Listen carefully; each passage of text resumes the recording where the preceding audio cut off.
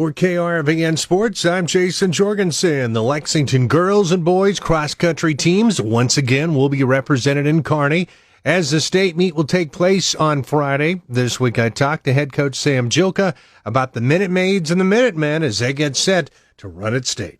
Well, we're excited to take a couple girls in our boys team. The boys have been learning along the way. It's each year you get a different group, and there's a learning curve along that path. And the first time we ran in Kearney, I don't think we were very satisfied with how we performed. We were coming off a great race 2 days earlier, but we used it as a learning type aspect. I think they were a little bit too eager. So we were talking about that in the last couple of weeks of how to start a race a little bit more effectively. And that's kind of what we've keyed on. And it's also just, what has got you here. You take that with you and stay focused and see if you can bring out your best on that day. What has pleased you the most with the development of this year's squad? There's evidence of a lot of growth as a person, growth as a runner, and this group's quieter.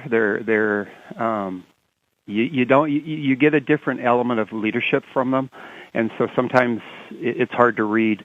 But we've been having some discussions recently, and it's cool to hear, one of the kids saying, "Yeah, I didn't realize I had this ability, or I could do this part." And when you hear that, they're discovering, and that's what's been exciting to see. And this group has packed really well. And so that makes their team success more evident, I guess, that way, or available.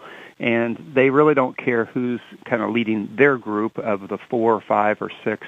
It's just, are we doing this together collectively? And so it's impressive to see, and just kind of what they share here and there about their own individual growth and the maturity. And to have someone like Laz and Miguel kind of leading the way with, and Anthony as well, with past experiences and teaching some of our new kids, Herson and Eduardo and Isaac, kind of, hey, this is what what you need to do in order to be successful at a high level.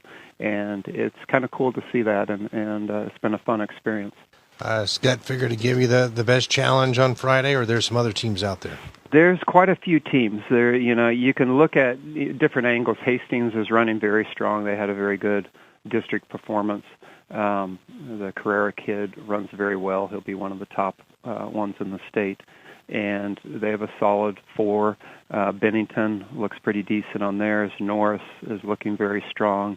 Scott has a good quality as well. And so it's kind of, whoever wants to kind of place it out there and piece it together, and it really does come down to what we call the time gap between your first and fourth runner, and we feel we have a good chance with that of just being strong, keeping that together, and if we run what we're capable of doing, we'll see where that ends up.